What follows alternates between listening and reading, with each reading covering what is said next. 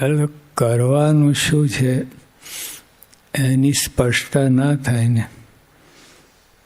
ત્યાંથી ભજન ભક્તિ સેવા કોઈ બરકત ના હતા. વાર ક્લિયર કટ થઈ જોઈએ.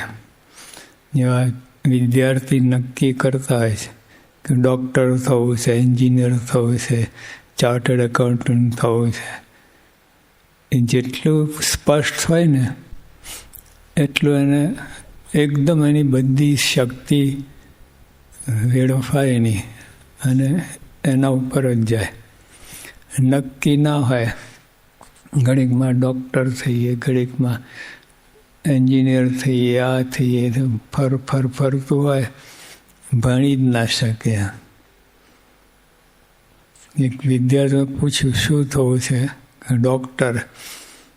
મંડી પડ, અમે પ્રાર્થના કરીએ, બાપાના આશીર્વાદ. બીજે વર્ષે મળ્યા, અમે શું કરે કે બીએસસી.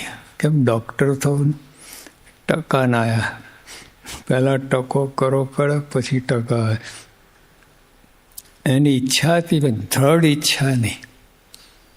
ડૉક્ટર થવું ઈચ્છા હતી, ટકા આવી ગયા તો ડૉક્ટર, ના આવ્યા તો કાંઈ નહીં. દ્રઢ ઈચ્છા નહીં. દ્રઢ ઈચ્છા હોય તો પાર પાડે જ તમારે. તો સત્સંગની અંદર આપણે કોઈ દ્રઢતા નથી. શું થવું છે, શું કરવું છે, જે આ કીર્તનમાં બધું જ સ્પષ્ટ કહી આપે. આ કીર્તન જે હમણાં બોલ્યા આપણે, કયું કીર્તન? હા, એક લીટી બધી સ્પષ્ટતા છે. શું કરવાનું સત્સંગ કરીને? સત્સંગ કરીએ છીએ, મારા ફેરવીએ, ભજન કરીએ, પ્રદક્ષિણા, દંડવત, ઠાકોરીને દર્શન, સેવા, બધું કરીને પણ સ્પષ્ટતા નથી શું કરવાનું. ઘણા વિદ્યાર્થી બહુ હોશિયાર હોય, 90% લાવી શકે, 90 ઉપર લાવી શકે, વગર વાંચે હોય છે. એને સ્પષ્ટતા ના હોય ને, કોઈક 60% અને કોઈ 70 અને કોઈ 90 આવી જાય ને તો એને કંઈ પ્રશ્ન ના થાય. 60 આવે તો એને કંઈ વાંધો ના આવે. સ્પષ્ટતા નથી. સત્સંગમાં આપણે વર્ષોથી સત્સંગ કરીએ, સ્પષ્ટતા નથી. શું કરવાનું શું છે એ સ્પષ્ટતા નહીં. ત્યાં આકાર ના પકડાય તો ઘડતર ના થાય. આમ રહ્યા કરે, આમ ધૂંધલું બધું જે વખતે જે આવે કરી નાખીએ. મારા તો મારા, વાંચન તો વાંચન, આ તો કરી નાખે. ધડતા નહીં. જમવા બે ખાય, પહેલાં ભાત ખાઈને પછી દાળ પીજે, પછી શાક એવું કહેવાય છે બધું. હા, બરાબર ટેસ્ટફુલ બને એટલી દાળ, એટલું શાક, એટલે એ રીતે આમ કોરીઓ ભરાય. આમાં ભાત ખાઈ ગયા પહેલાં, પછી દાળ પી ગયા, નથી હોતું. સત્સંગમાં બધું જ કરવાનું છે. પણ સ્પષ્ટતા હોય ને, એ મહારાજ એ વાત કરે છે. સરદારમાં શ્રીરે વાત કરતા કહ્યું, બીજાનો મહિમા સમજી સેવા કરે. સેવા કરીએ છે પણ પોતાનો મહિમા સમજી, પછી કેટલી મુશ્કેલી થાય. કોઈ કામ આદર કરે, ત્યાં કદર કરે, ના કરે, કેટલી તકલીફ થઈ જાય છે. હા, સેવા કરીએ છે પણ આવું બધું હોય, નક્કી ના હોય, સેવાનું ફળ જ ના મળે.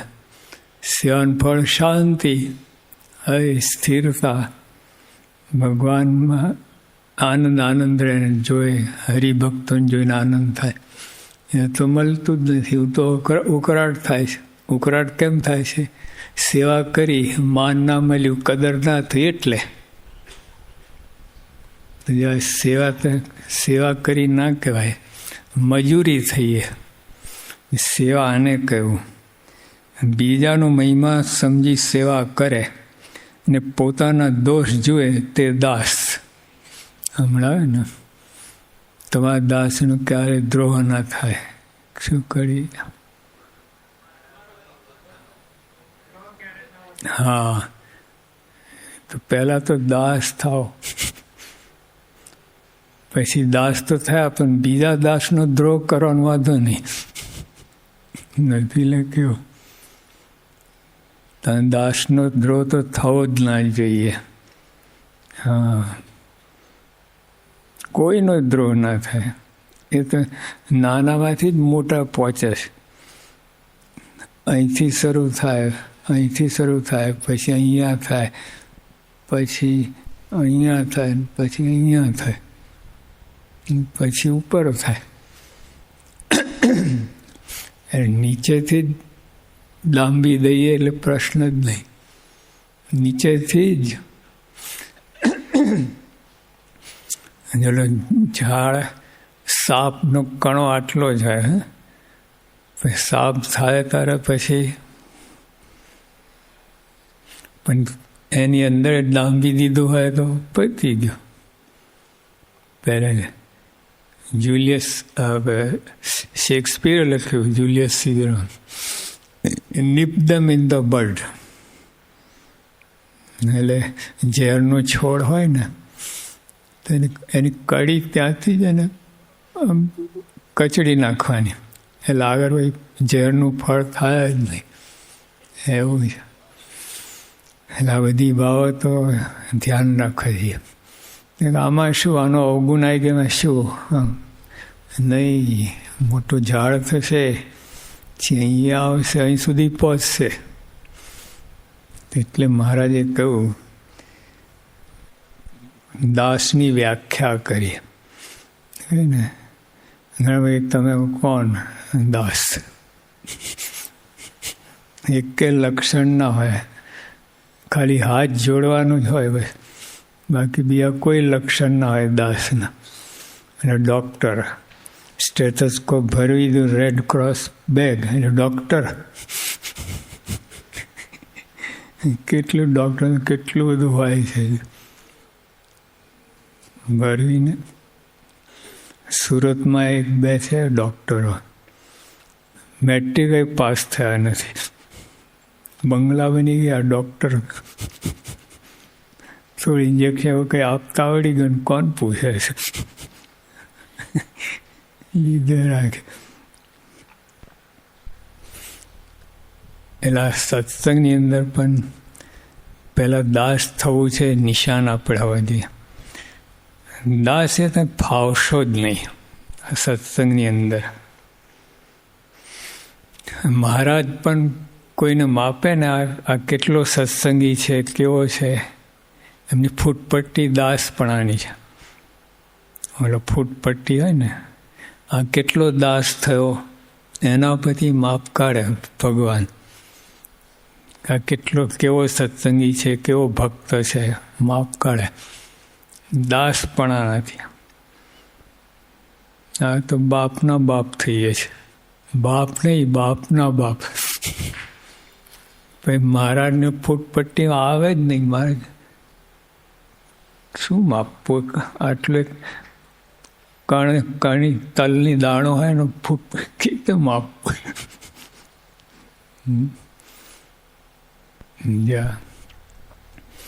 જો પહેલું સત્સંગ તો કોઈ સાધન કામમાં નહીં આવે. કોઈ થાય ફક્ત ભગવાન રાજી થાય, મોટા સંત રાજી થાય એટલું તમે કરી શકશો. બાકી બીજું ગમેલું કરો ને તો નહીં પહોંચી વળાય. ભગવાન પહોંચશે જ નહીં ભગવાન સુધી. રાજી કરવાનું આટલું પણ કરશો ને પહોંચી જશે. એટલે સત્સંગ આ એક નિશાન હોય, ભગવાન સંતનો રાજીપો. રાજા હોય, રંગ હોય, રાજા થાય લખે ને બધી વાત. ભગવાન સંતનો રાજીપો એના ઉપર. કોઈ સાધન બીજા સાધન બધા પછી. ભગવાન રાજી કરવા સાધન કરો. કે એમને સાધન કરશો ને ભગવાન નહીં પહોંચે, કોઈ ફળ જ નહીં એનું, ઝીરો. ભગવાન રાજી કરાતા કોઈ પણ જો ધર્મ પાળશો ભગવાન રાજી કરા, ભક્તિરૂપ થઈ જશે. હા, એ ધર્મ ભક્તિરૂપ થઈ જશે. રાજી કરવા માટે એમને અમથા તો છેલ્લા 25માં મહારાજે કહ્યું કે નિષ્ઠા, સેવા, શ્રદ્ધા, ધર્મ આ બધું જે કંઈ કરવું એમાં ભગવાન રાજી થાય એટલી ઈચ્છા રાખવી. અને એ ઈચ્છા રાખ્યા વિના કરે તો એને સકામ ભક્તિ બધું પ્રાપ્ત થાય ને, ધર્મ કામ બધું. પછી મારે કહું ઘણા એવું હોય છે કે આપણે તો રાજી પોય નહીં, કાંઈ નહીં, કોઈ ફળની ઈચ્છા નહીં. મારે કે તમોગુણી કહેવાય. ભગવાનની પ્રસન્નતા થાય એટલી તો ઈચ્છા જરૂર રાખવી, નહીં તો તમોગુણી કહેવાય. કાંઈ પણ કરીએ ભગવાન સંત રાજી થાય તે ભક્તિ. હવે આપણે તપાસ કરો, ભગવાન બાપા રાજી થાય એવું કરો છો? અભાવ ગુણ રાજી છે? પૂછો પ્રશ્ન. તમે અભાવ ગુણ લો છો, પૂછો હું અભાવ ગુણ લઉં છું, સાંઈ બાપા રાજી, મહારાજ રાજી, તો આગળ વધો. રાજી હોય તો, ના હોય તો પાછા યુટર્ન બંધ કરો, નહીં તો કમાયેલું જતું રહેશે બધું. સુરતના જ એક ભાઈ અમને મળ્યા હતા,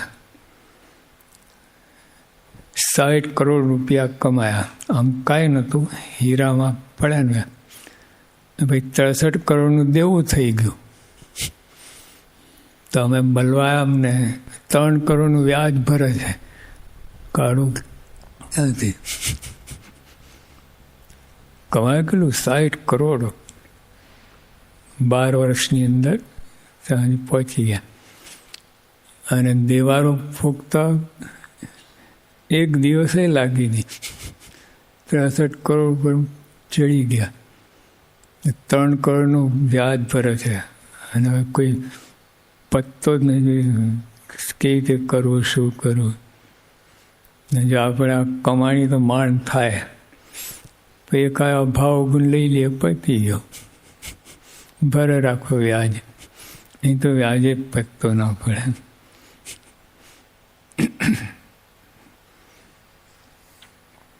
એટલે ટૂંકમાં આટલું જ. જે કંઈ કરો, મારા કરો, પૂજા કરો. ત્યાં ગ્રસ્તાશ્રમ પણ તમે જાતને પૂછો કે જે રીતે હું ગ્રસ્તાશ્રમ કરું છું, બાપા રાજી, મહારાજ રાજી, સાધના થઈ શકે? ગ્રસ્તાશ્રમ સાધના થઈ શકે? બોલો, ભગવાન રાજી કરવા એ રીતે તમે ગ્રસ્તાશ્રમ કરો, સાધના થઈ ગઈ. જંગલમાં જવાની જરૂર જ નથી. શિવલાલ શેઠને સ્વામી શું કહ્યું? સ્વામી આ ઢોલ વગાડતો નરકમાં જશે, અને શિવલાલ તું તારા બૈરા, છોકરા, નોકર, ચાકર, બળદ, હળ, લાકડું બધા સહિત અક્ષરધામ. ભગવાન દ્રઢ આશરો હતા ને. એટલે મનમાં એક આટલું તો વિચાર થઈ, સત્સંગમાં ભગવાન સંત રાજી થાય એવું કરવું, બસ. એમાં મંદિરના 45 લખ્યું પણ છે. આપણે એકલા નહીં, આપણા સંબંધમાં જે આપણા સગા વાલા મિત્ર બધાને શીખવાડો, ભગવાન સંત રાજી થાય શીખવાડવું લખ્યું છે કે મને. પછી આપણે તો કરવાનું રહ્યું જ ને. ના, ભગવાન રાજી થવા બેઠા છે, તરત રાજી થાય હોય. તરણા જેટલું કરે ડુંગર જેટલું માની લે છે. હા, આ દુનિયામાં ડુંગર એટલું કરે તો તરણા એટલું કોઈ ના માને. તો નીચોય નાખે ને થાય. સોદાબાજી છે દુનિયામાં, તો પ્યોર સોદા. ઘરમાંય પતિ પત્ની લવ મેરેજ હોય તો એ સોદાબાજી. હા, કોઈ કોઈ ઘસાય નહીં, માપી જોખીને જ બધું ચાલતું હોય. લવ મેરેજમાં આટલું ના ચાલે, પછી ક્યાં રાહત રહી. પણ અહીંયા જો કોઈ મારા વિશે હેત કરે, હું એમાં કરોડ ગણું હેત કરું છું. જો આ લવ મેરેજ આ સાચું, આ કરો ને અહીંયા સાધુ મારો અરે સગપણ હરિવરનું સાચું, બીજું બધું ક્ષણભંગુર કાચું. બધા ઠેકાણા વગરના ટોપા ટૈડા, ચરો ટોપા ટૈડા, કોવાઈ ગયેલું, કટાઈ ગયેલું, ગંધાયેલું, આંકું ચૂકું, બીજું બધું સંબંધ છે ને બધું ત્યાં ડૂબાડે છે. એ બધા સંબંધ ત્યાં ડૂબાડે, ત્યાં બંધન વધારે, સંસારનું માયાનું બંધન વધે. આ એક જ સગપણ છે. તો એ સગપણ એટલે એ રાજી થાય એમ કરો. હા, દરેક કાર્યમાં વિચાર રાખવાનો, હું કરું છું સ્વામી રાજી થશે. નહીં થાય તો નામ ને પૂછો, નામ જ ના લેવું. આપણે તો બાપા રાજી થાય કે ના થાય, મંજી કાકો રાજી થાય છે ને, મારું વેર વરે છે ને, મારી આંટી પૂરી થાય છે ને, બરાબર. બદલો વારું છું ને, બતાવી દઉં ને એને, હું મળવાનું તમને. ચાલો તમે વેર વાર્યું, બદલો લીધો, આંટી પાડી, જીવનથી મનુષ્યની સાર્થકતા છે એમાં. તમે વેર વાર્યું અને આ છે ને ભારત પોતે વેર વર્તું, કરોડ ઘણો દ્રોહ કરે ને તો વેર વર્તું નથી, સંતોષ જ ના થાય. એટલે આ બધું સત્સંગમાં બધું કરવાનું રહેવા દો. આ સવરા વિચાર કરો, ભગવાન સંતને રાજી કરવાનો વિચાર કરે, સવરા વિચાર. એના જ વિચાર કેમ રાજી થાય સ્વામી, શું કરી રહ્યા, એ જ આપણે અંદર ચાલવું જોઈએ. ઓલાને બતાવી દઉં, ઓલાને ઠેકાણે પાડું, મને મારું અપમાન કર્યું, મને આમ કર્યું, બતાવી દઉં, એ નહીં કે હું નહીં. એટલે આ તો કરોડો જન્મ આવી તો ખોયા છે. આ જન્મમાં અને આવા ભગવાન સંત મળ્યા પછી પણ આ જન્મ ખોવું છે આંટી ઘૂંટીમાં. શું સમજ્યા? એટલે માટે મહારાજ કહે છે, સહેજાન સાંઈ મહારાજની જય.